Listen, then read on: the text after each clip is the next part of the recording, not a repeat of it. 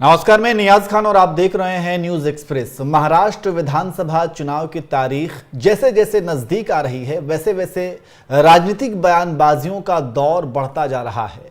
आपको पता है कि महाराष्ट्र विधानसभा चुनाव में एक नारा बहुत ज्यादा चर्चा का विषय बना हुआ है और वो नारा योगी आदित्यनाथ के द्वारा दिया गया है, बटेंगे तो कटेंगे।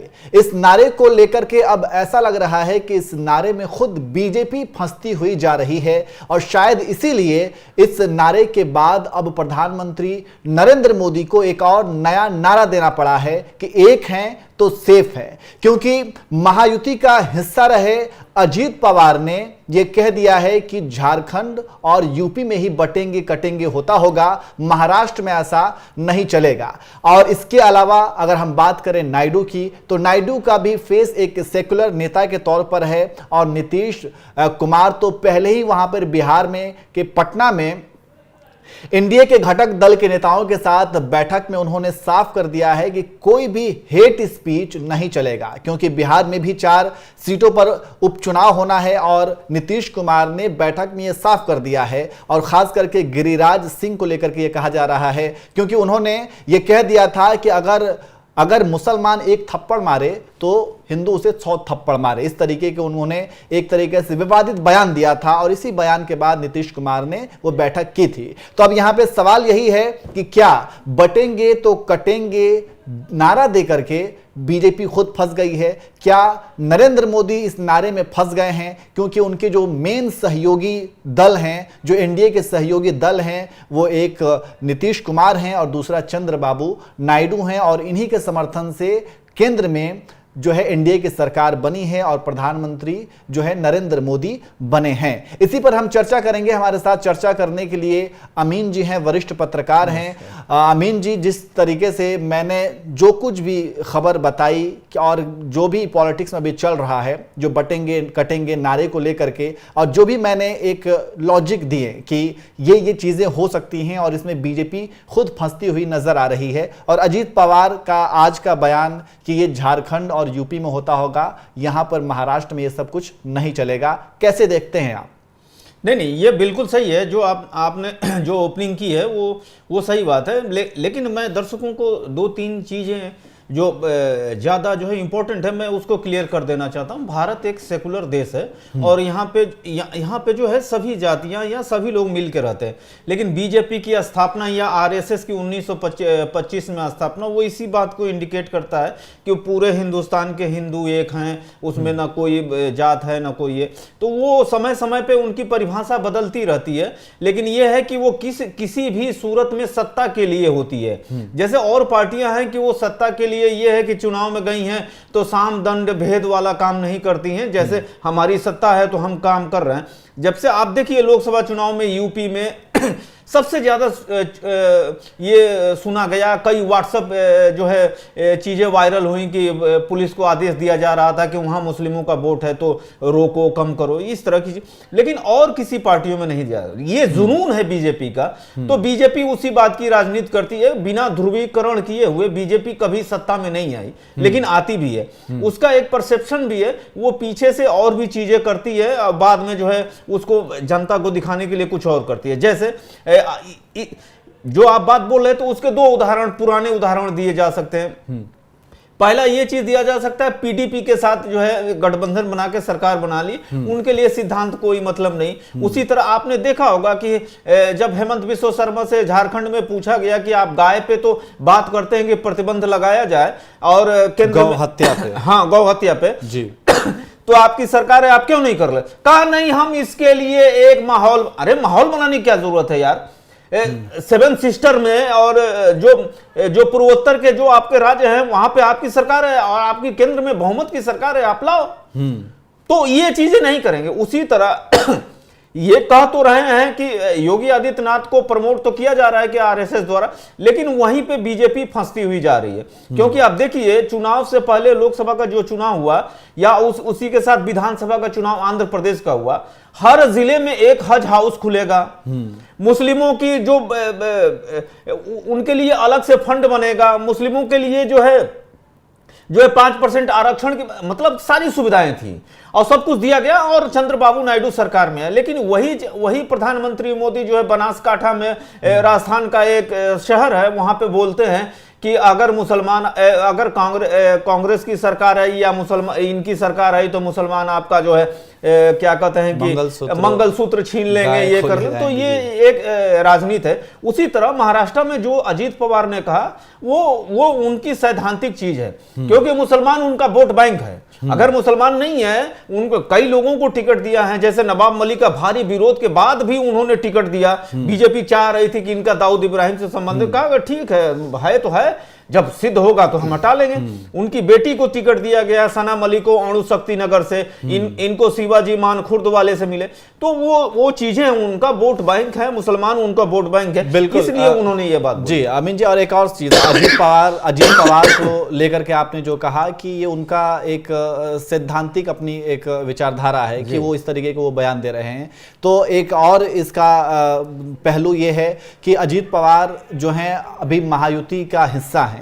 अजीत पवार के ऊपर किस तरीके के भ्रष्टाचार के आरोप लगे ये भी आपको पता है। यही प्रधानमंत्री नरेंद्र मोदी अजीत पवार को लेकर के सबसे बड़ा भ्रष्टाचारी कहते थे। लेकिन जैसे ही अजीत पवार ने बीजेपी का साथ दिया या फिर महायुति में शामिल हो गए, तो फिर अब किसी भी तरीके के बयानबाजी सुनने को नहीं मिलती है। इसके अलावा ये गठबंधन सिर्फ और सिर्फ राजनीतिक मजबूरी है, कोई वैचारिक आधार पर यह गठबंधन नहीं हुआ है, क्योंकि एकनाथ शिंदे की जो शिवसेना है उसकी अपनी एक आइडियोलॉजी है, बीजेपी की अपनी अलग आइडियोलॉजी है, और वहां पर जो अजीत पवार की एनसीपी है उसकी भी अपनी एक अलग आइडियोलॉजी है, और अजीत पवार का एक सेकुलर छवि रहा है। तो ये राजनीतिक मजबूरी है कि वो गठबंधन में एक साथ हैं, लेकिन उन्होंने बटेंगे कटेंगे लेकर के ये कह दिया कि यहां पर महाराष्ट्र में नहीं चलेगा।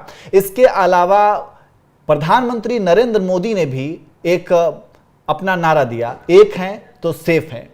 तो यहां पे सवाल ये भी है कि जिस तरीके से तमाम नेता, यहां तक कि आरएसएस भी बटेंगे कटेंगे इस नारे को आगे बढ़ा रहा है, यानी कि वो योगी आदित्यनाथ को एक तरीके से समर्थन दे रहा है, योगी आदित्यनाथ के इस बयान को आगे बढ़ा रहा है। तो क्या प्रधानमंत्री नरेंद्र मोदी इस बटेंगे तो कटेंगे नारे को आगे नहीं बढ़ा सकते थे? आखिर प्रधानमंत्री नरेंद्र मोदी को क्यों जरूरत पड़ी कि वो एक हैं तो सेफ हैं, मतलब योगी आदित्यनाथ के नारे से बिल्कुल अलग, एक हैं तो सेफ हैं का नारा दिया? क्या यहां पर एक इंडिविजुअलिटी की ही बात आ रही है कि उनकी अपनी जो एक नेताओं वाली पकड़ है, जो छवि है? क्योंकि ऐसा कहा जाता है ना कि नरेंद्र मोदी है तो मुमकिन है, लेकिन अब यहां पे ऐसा लग रहा है कि महाराष्ट्र और झारखंड चुनाव में योगी आदित्यनाथ के नाम का डंका बज रहा है। उनके ही बयान हर जगह, उनके ही नारे हर जगह जो हैं वो वायरल हो रहे हैं, लोगों की जुबान पर हैं, और मोदी कहीं दिख ही नहीं रही हैं। तो यहां पर मोदी का नारा देना, एक है तो सेफ हैं, ये किस तरफ संकेत देता है? नहीं, मुझे ये तो सभी जानते हैं कि वो 75 साल के हो गए हैं, और ये जो अगले साल आने वाला सितंबर में, शायद मैं डेट कंफर्म नहीं हूँ, तो वो सभी लोग कह रहे हैं, अलग तरह से लिखा जा रहा है कि मोदी जी 75 साल के हो जाएंगे तो हटाए जाएंगे। लेकिन जो आप बात कह रहे थे वो उसका एक नैरेटिव जो है एक अलग तरीके का है। जैसे होता है एक गरम दल, एक नरम दल, तो उस तरह की बात है कि एक आदमी जो है ध्रुवीकरण वाली बात बोलेगा, समाज में वैमनस्य फैलाने वाली बात बोलेगा, और एक आदमी जो है जोड़ने वाली बात बोलेगा। वही चीज है, सभी लोग जानते हैं कि ये चीजें खतरनाक है और ये ध्रुवीकरण वाली चीज है, और इससे जो है हिंदू वोटर या जो समर्थक हैं वो हमारी तरफ जुड़ेंगे तो हमको फायदा होगा। और मोदी जी का भी कहना वही बात है कि एक है तो सेफ है। ये सिंपल सी बात है, दोनों ऐसे। जैसे मैं उदाहरण दे रहा था कि गाय पे हेमंत बिश्व शर्मा ने, जो पत्रकार ने पूछा, तो वो ऐसा बयान दे, जबकि वो ये नहीं कह रहे हैं कि उनकी ही सरकार के कई मंत्री जो है और कई अध्यक्ष जो है, कई लोग लेटर लिख चुके हैं। यहां तक कि अभी 2 हफ्ते 3 हफ्ते पहले की बात है कि गोवा सरकार में गोवा के एक मंत्री है, शायद मैं कंफर्म नहीं कह सकता, उन्होंने लेटर लिखा कि ये जो गौ तस्कर हैं उनकी वजह से जो गोवा में जो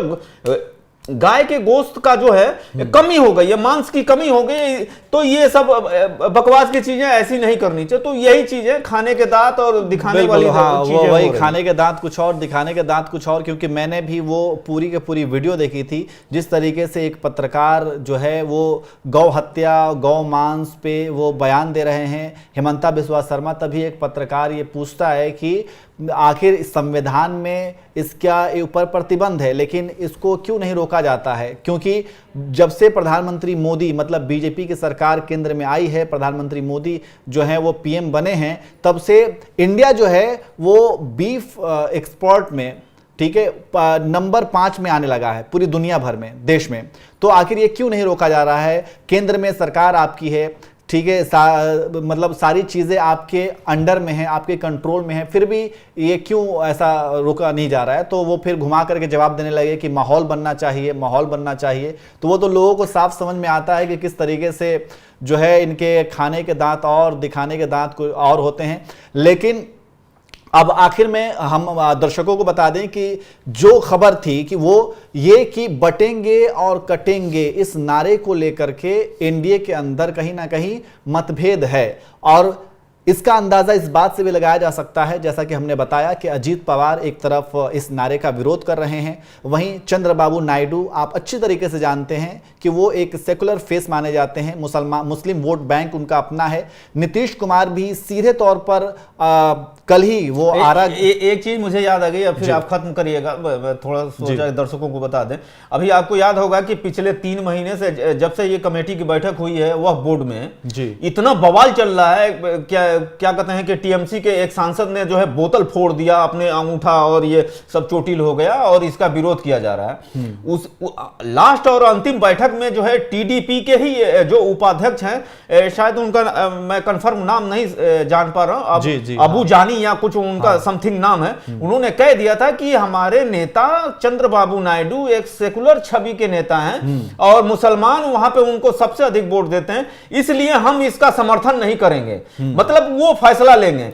तो इस पे कई टिप्पणीकार और कई राजनीतिक विश्लेषकों ने ये बात लिख दिया है कि जब ये 23 नवंबर से, शायद समथिंग कंफर्म नहीं हूं, 23 नवंबर से जो शीतकालीन सत्र आ रहा है उसमें जब ये बिल रखा जाएगा तो ये भी हो सकता है कि नरेंद्र मोदी यू टर्न ले, तो कितना बड़ा ये सेटबैक होगा। बिल्कुल। और ये तो चंद्रबाबू नायडू हो गए, अजीत पवार हो गए, नीतीश कुमार का भी कल बयान आया, उन्होंने ये भी कहा कि मुसलमानों को इधर उधर जाने की जरूरत नहीं है, हमने मुसलमानों के लिए काम किया है।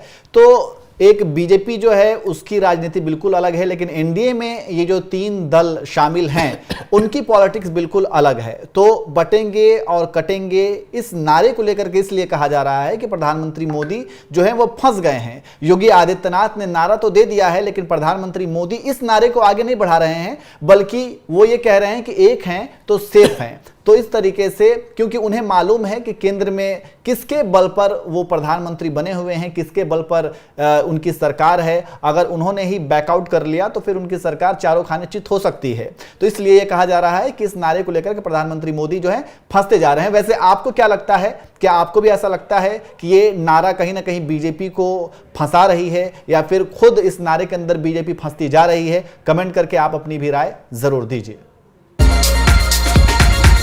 तो रे भाई